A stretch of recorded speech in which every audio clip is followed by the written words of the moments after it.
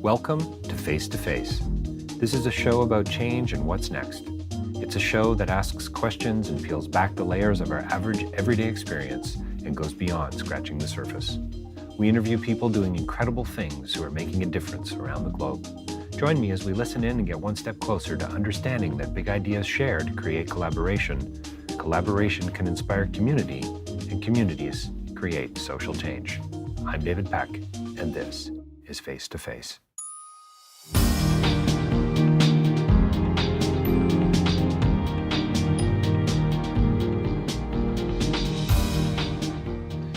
So the film Full Contact is about a drone pilot who is somewhere in a box, basically, in Las Vegas, in this container, sitting there with a joystick, dropping bombs in somewhere in, we think, in Central Asia. We've got Afghanistan, Pakistan, we're not quite sure where.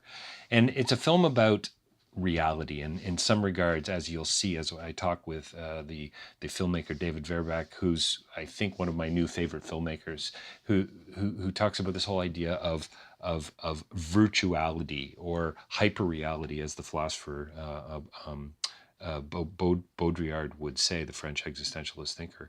This is a film about asking deeper questions, and it's about the layers between reality and fiction, and it's about I guess the theme.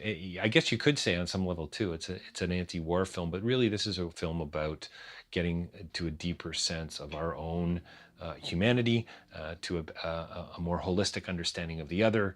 And also asking some pretty deep philosophical questions. And it's also a fascinating film just structurally. And I think it's going to be studied and written about for many years in film classes around the world. So enjoy the interview. Better yet, enjoy the film.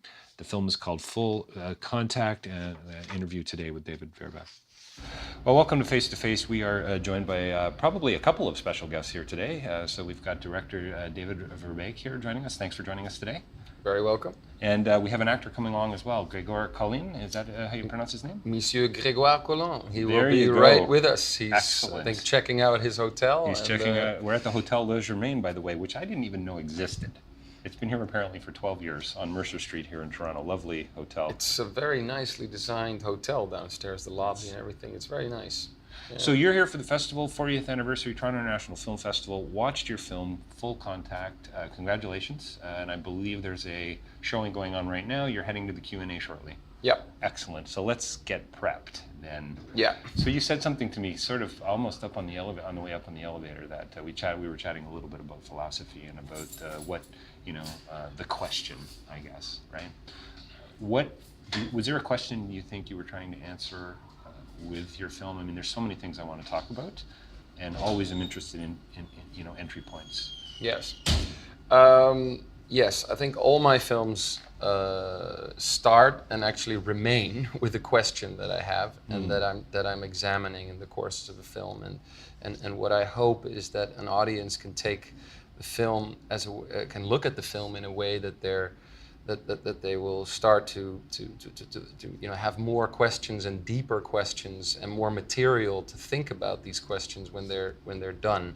So my films are not entertainment at all, although I do have elements of suspense and of course I use many narrative devices to keep the attention focused as much as possible.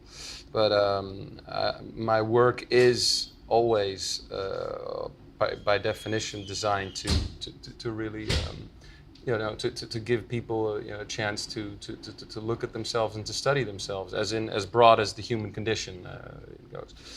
So the question that I had this time, because for a few projects already, I've been very intrigued with virtuality and with the way that we live in a world where there are more and more layers between us and reality.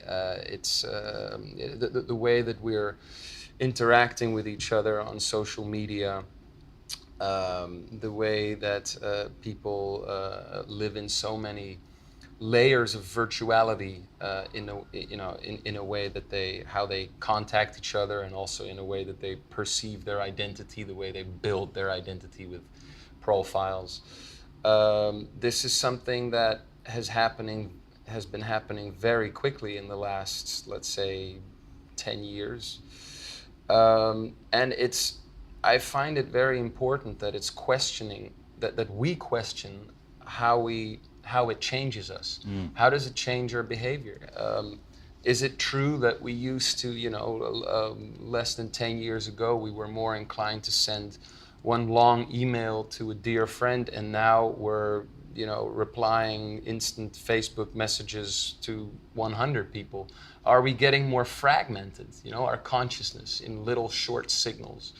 Also the way we consume news and media, are we hit by a more vigorous variety of stories that come to us in little flashes online and postbook tweets and retweets, and the juxtaposition almost of the reality versus the image, or the soundbite, if you will.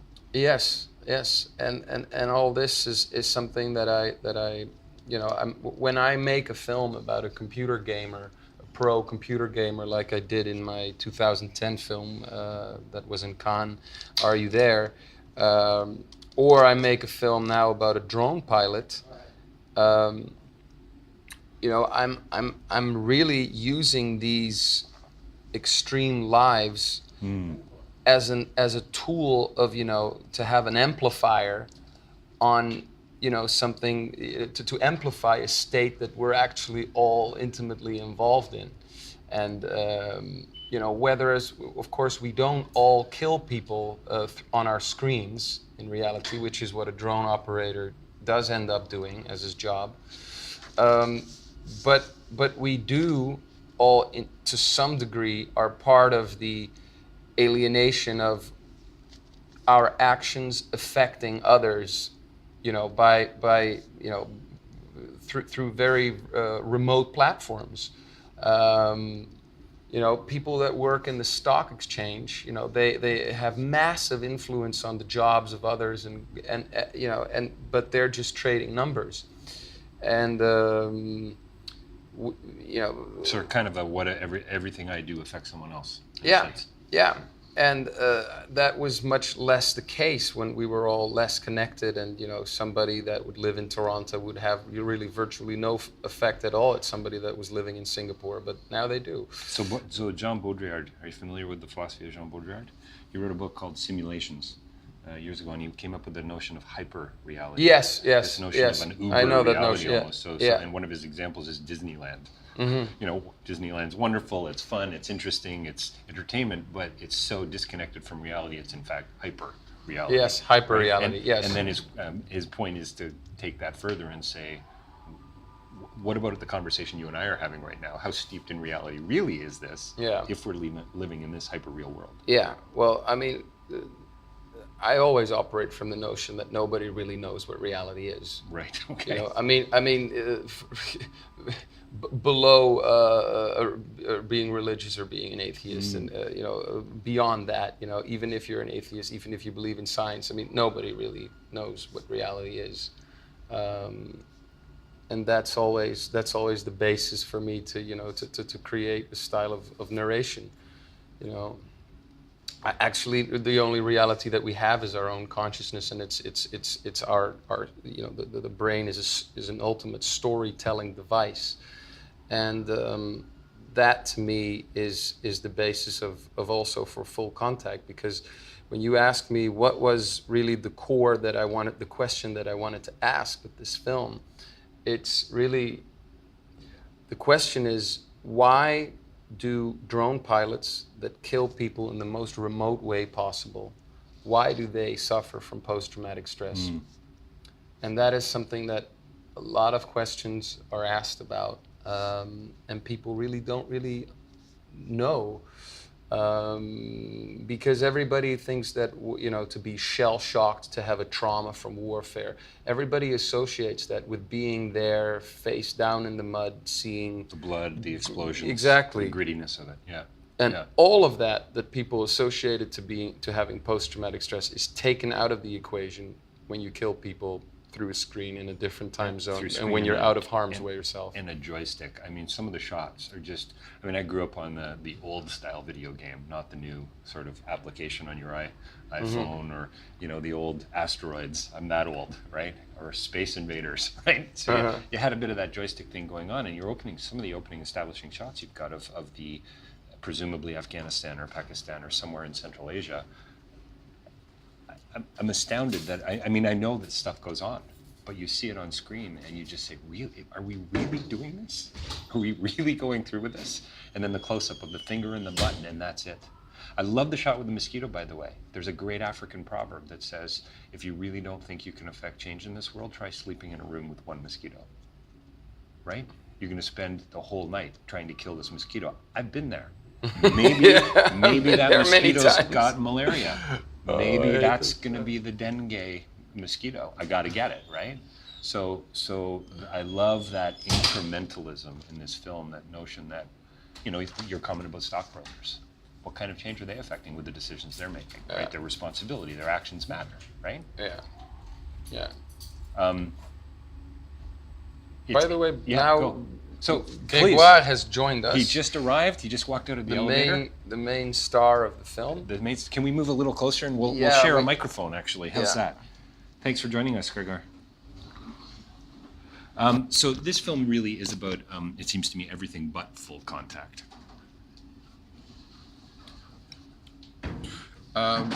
It is the journey towards contact in the fullest form. Yeah. And it starts, of course, in the most distant way possible. It starts from utter alienation towards, somebody, or somebody's consciousness trying to reconnect to, in some form, the intimate truth of what he did. Do you think, and as for the questions assume these questions are for both of you, I suppose, but and I think. An actor playing this character, an actor's kind of disconnected from the character in a way, and the character's disconnected from the reality. I mean, there's metaphorical layer upon layer here. It's quite wonderful. But do you think, in a sense, we're all sort of operating in that same way? We're all just trying to get back home in a way, to include one another. Where we've all got this sort of subconscious struggle that you could say we're all disconnected in some way, whether we're on Facebook or Twitter or not, whether we play video games or not. Aren't we in business meetings, on subways, in buses? Isn't there some sort of barrier between you and me in a way that we're trying to break down? Does that make sense? Not sure I get everything. Sorry, because No, that's okay. That's okay. No, I guess. Okay. Here's another way. Is this? Yes, you do. You don't. But no need to apologize. So. I understand that you Yeah. say So we are here's a better disconnected. question. We're Right. disconnected. I totally Is the- agree. We disconnected for a long time ago. I mean, at first, at the beginning, we disconnected from the ground, from the earth. So there is a first generation of human. They were disconnected from the natural place where they were living during millions of years. Like if a fish is disconnected from water, I don't know, we're disconnected from the soil. I mean, people of the city, but apart. And now we are disconnected from the soil, and we also disconnected from each other. I don't know. So. Yeah, but for all this evolution, it's so I don't judge it. It's just natural. It's things happen. It's like that. We create machine at the image of our brain, and we try to reach our oldest goal, which is to be immortal, and we're going to success in it, and that's it. That's just the evolution. So yeah. we're totally disconnected, and at Do you this believe we'll become immortal, literally? Yeah, of course, but it's not me. It's I mean, it's in a natural sense of it's the where the things goes now, and You mean science, or do you mean that we will... yeah, I mean concretely, I mean more and more, and anyway, but and David, yes, is also yes work on. I mean, it's this deconnection you're talking about of the moment of I mean, we get more and more away from where we came from, and it's like that, and we're going to move, but it's humanity, they're like that, they need to move from since the beginning. And well, there just seems to be such a sort of a, not to get nostalgic, right? Because sometimes when philosophers or when filmmakers or social critiques, they get a little nostalgic. Oh, wasn't it wonderful when we were all just, pre-evolutionary folk? Yeah. And we were a part of a community, and so I'm not convinced that's really the way it was. But there does, Grégoire, seems to be this fragmentation, right? So to me, your movie is profoundly human in that sense, and yet it's not about contact in another sense. You start with the disconnected, the landscape, the geography, the gap, right? And for me, it's all about becoming more human. Yeah. Yeah. No, that's. I mean, you talk about the melancholy, but Yeah. Go ahead. for me, I had to say, yeah, I understand. I try to not to be, but for example, sometimes just to talk about myself, but you talk about subway, that's all that kind of stuff, and sometimes I really feel the problem with the soil. I mean, for me, and I have really this gap. You said with the social media that I cannot go. It's too, for me. I already have a problem with the soil, so with the concrete, so I cannot go so far. Yeah, that's great. And yes, Grégoire's not on Facebook. no, but it give yes, a kind of melancholy, I think, but and stress and all this, but it's so deep inside us. I mean, for decades, centuries, I don't know. David, is this So I work with this melancholia too for my character. Yeah, no, melancholy is a great. There's an part. existential. There's an existential angle to this film, I think. But the third part, yeah, where you reach something ancient, you say back home, something really ancient of humanity. But I don't judge, and I don't want to have a melancholy posture about this. I mean, it's the way things goes. I don't want to fight against that. I just cannot go, but. But the third part, you're right. It's a very melancholic performance in a way, because it's somebody that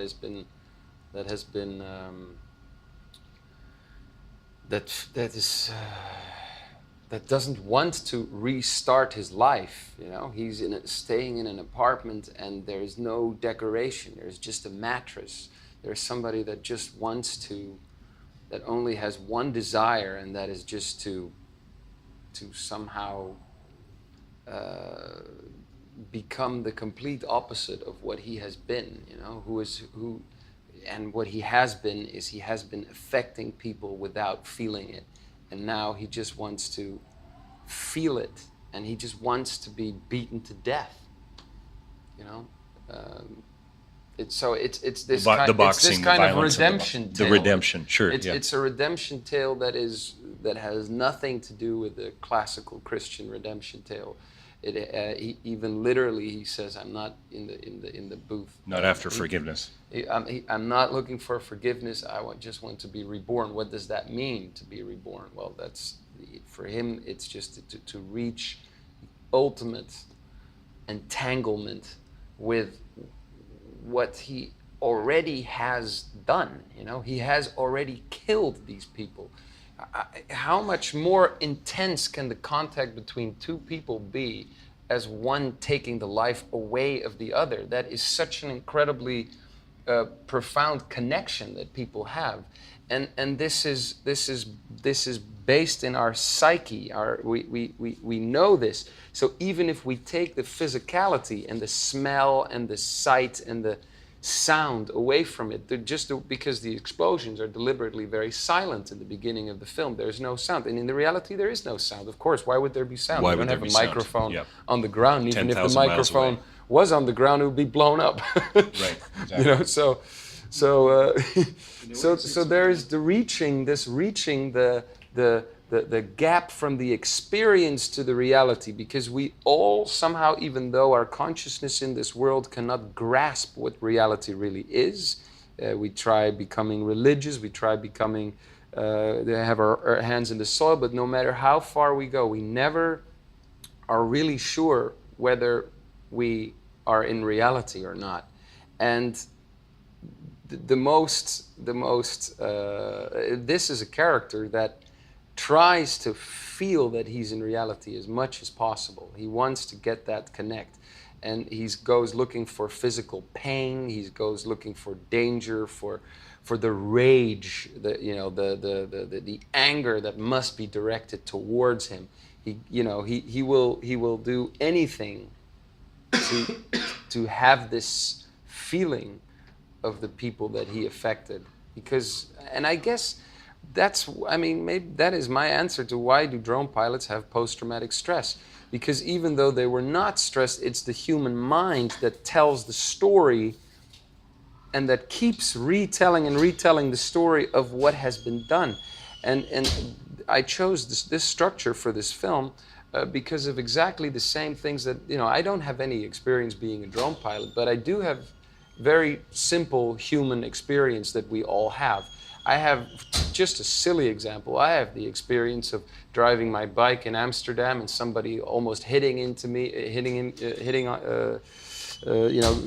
with another bike and saying something obscene to me, like, you asshole, blah, blah.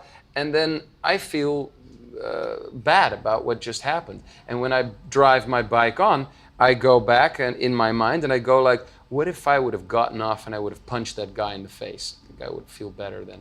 Or maybe alternatively, what if I would have just really, argued with him and just explain him, why it was completely retarded how he was acting.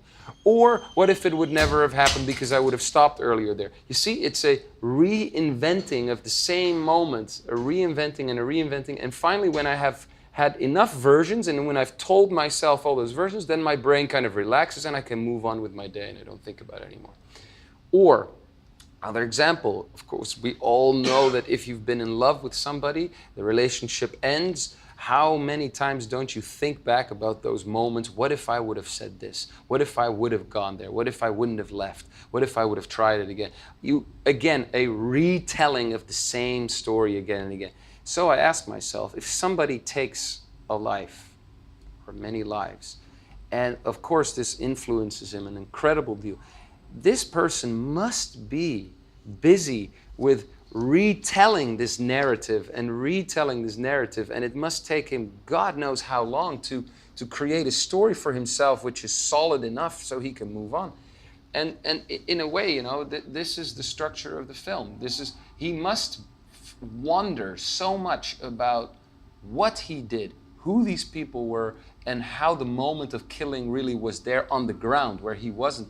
That's, he goes and he kills them with a Kalashnikov on the island. He goes and, faces them with their bare fist. And I actually found a real drone pilot that helped me making this film in the end when I was already in the editing. And the best review that I ever got of the film was of him, Brandon Bryant, who really went through all this and who's become like a whistleblower, kind of an Edward Snowden of the drone warfare. Right. And he completely confirmed to me that he had all these nightmares and that his victims were haunting him and that they were in his subconscious and that he couldn't get them out. That at first also he said, well, I executed an order, the rest has nothing to do with me. But whether he chose to or not, these people became intimately part of his subconscious. Which I think has a lot to say to all of us, I think, globally as humans, and what we do to the other and how we demonize the other through geography or cross-cultural unawareness, not being able to. I mean, it's wonderful in a way that the gym that he goes to is sort of, he's almost not allowed in at one point, right? Yeah. There's this kind of reverse role-playing almost going on. Now you're the other, you're on the outside, and we've got power over you. And so you've got a little bit of that sort of, I guess, polarization in a way. Of course, his victim becomes his good, mentor. Bad, black, white. Yeah. That's right. Yeah. Yeah, exactly. So is this, and for both of you, is this an anti-war film, would you say, or is this a film about becoming a better human, or both? At the risk of polarizing, which I hate to do, but I just did. Why don't you? Is this Is it an anti-war film? Is this the entire film? No, Is this film against war? Is it against war, or is this film about becoming a better human? Or both? Oh, I don't think so. I don't know. I think we have a modern character who just try, or not try, but I mean, it's just become or looking for become an archaic. How you say? Archaic. I don't know what Archetype? No. No. You know, things come from the very, very ancient time. I mean, Oh, he tries to reach his essence. it's not essence, but it's something. Archaism, we say in French, but I don't know. Sorry, not able to answer. My vocabulary is a bit. No, it's good. Yeah, and But you know what's about this thing of the war, the movie, it will be too much simple if it doesn't take any position on that. No, it doesn't. Of course, yeah, No, it war leaves is it- not good. We should be better, Yeah, but of, no. of course, war is, it's of course it's easy to condemn Because war. even for soldier, it's not normal to kill. I mean, if you're not sick, and even for soldier, sometimes it's hard to kill. You know, because it's not really natural. I mean, if you're not a psycho. So I guess a question I would love to Yet ask throughout the ages, people have been killing each is, yeah, other. of course, yeah. You know, and even in more primitive societies, it would be even more normal just to, at some point, take what the other people have and, just kill them. Anyway, you think back to this 2001 Stanley Kubrick moment where, the monkey picks up the bone, of course, and smashes the other monkey Right. with the bone and throws it, and that becomes a spaceship. Right. The tragedy happened from the start. But for me, to answer your question, I never set out to make an anti-war film. I never set out to make a political film at all. I set out to answer a philosophical question about what primarily is the act of killing, and how does modern alienation function, and what things in our subconscious, are we dealing with, in this alienated act of killing. to kill, but without the smell, without a clean killing, Yeah, is there something like a clean kill? Can a Doesn't person? work. We need to operate something in the brain or on Yes. cell, because Yes. we should lose a bit, not humanity, but something ancient about humanity, to have some kind of new human. But genetic will help maybe. Then they can kill, they can operate for state or for army, and because for army it's problem this. Post-traumatic, they have to pay psychiatrists, and all these soldiers, they are fucked up, and it's a big problem. So they should operate them, Operate their operate brains. the brain, and they can do a lot of cleaning kills, and There's something robotic, happen, I'm right? sure. Like, I mean, the It's a opening, first step. It's a first step. the opening scenes of him walking to the shack, Yeah. right, in the desert. Yeah. I mean, robot immediately, right? The coveralls, just the way it's so methodical, I guess you could say. Yeah. It's a little frightening, Yeah. this disconnection, or this supposed disconnection, and yet ironically deeply connected to the other, really, as it turns out. Yeah. I would like to think that people are that there's something profoundly human that stops us from killing each other. Nice. But yeah. I'm not so sure, actually. I mean, there have been examples, like, for example, people in North Korea can be completely dehumanized, and can, or ISIS, the children that are now trained by ISIS. I think it will be very easy for them to kill. If you have a strong enough conviction that the other is threatening your ideology and your immortality vehicles, then, I mean, if you cling to the notion that you will go to heaven, and that is your way of accepting your death, because we're all traumatized. We're the only species alive that is aware of their own death.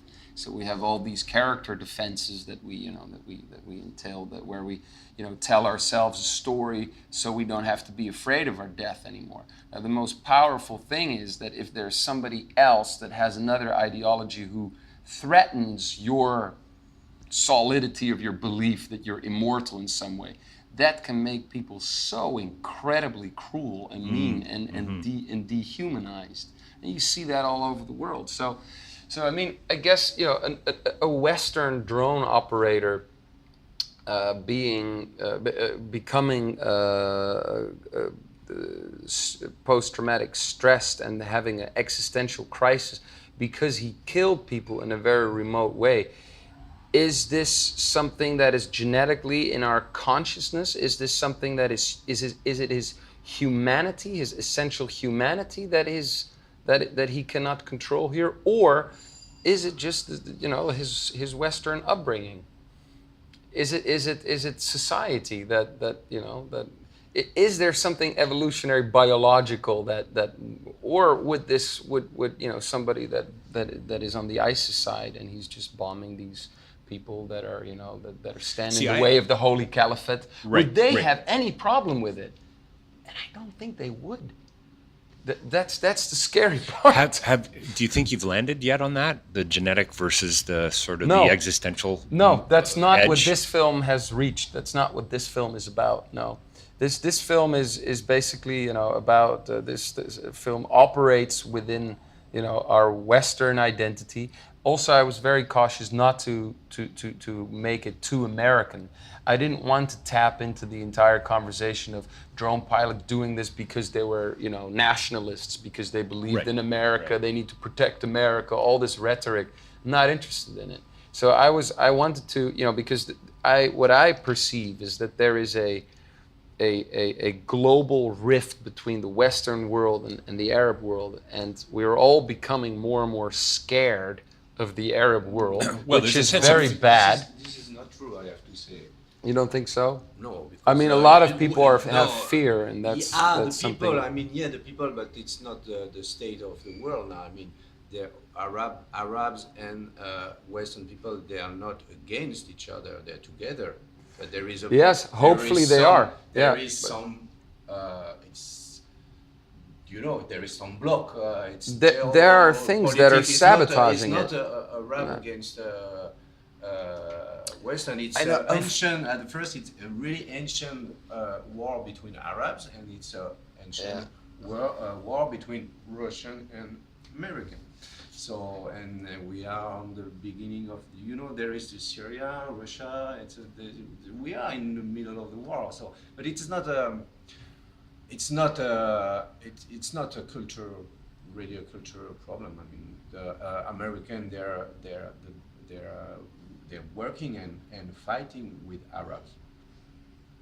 Yes, and working Russian and fighting. Russian are fighting with Arabs also. Yeah. So I guess what I'm interested. I mean, it's the reality. It's not my point of view. What I'm interested in is how do we get to a point where we're not killing each other? Based on science, based on religion, based on knowledge, and saying, I know and you don't. And because you don't, I'm going to cut your head off, or worse. Well, I think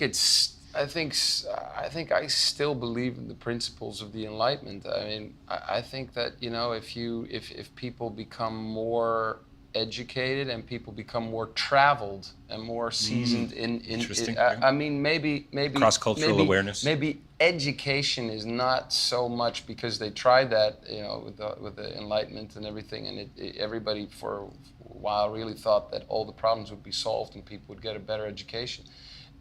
That's almost true, but I think it's also. I think maybe multiculturalism will save us in the end, because if we become like a city of Toronto, if there's so many immigrants, if there's so many people together from everywhere, people will overcome their fear of the other, you know, and that's what I was trying to say with people now hating or becoming more and more scared of Arabs, which is for only 1% the work of the Arabs and 99% the work of the media. You know, I mean, and everybody that has Arab friends like we do, and that visits the Middle East, they have a completely different notion. Well, of and it, aren't we but- back to some degree to your notion of virtuality? In a sense, Yes, our disconnection is absolutely. as a result It of is this a virtual. virtualness, Yes, it is right? narrative. We are being told stories, and they're forces that project a dominant narration, a dominant story, which we all tap into, and it has less and less to do with reality. So we're probably going to have to wrap up here in a few minutes. I have a feeling your publicist is going to be after me shortly, and I know you guys got to get back for Q&A. What you don't hear in this movie is really interesting to me. You know, the idea of you don't hear the explosion, you don't hear the death, you don't hear the screams and the cries and so on. You don't have that edge, that human edge. And, there's a moment when your character, Grégoire, is sitting and I think maybe going through some Q&A about what happened. And a woman says something to the effect of silence, quote, silence can be instructive. And I'm sure this was very intentional for you as a filmmaker. Yeah. What are you trying to get at there? Is this about asking better questions? Is this about reflecting on these kinds of issues? Is this about, let's write another essay on it, let's do another film? Is that what you mean by silence? A sense of, I'm going to say, becoming more human as we go inward. Is that a fair statement? You know, that scene is just really representative for the work he's doing, the state of mind he's in, and the fact that he, as a character, is not open to be counseled. You know, he has taken a distanced look at things in order to do this job.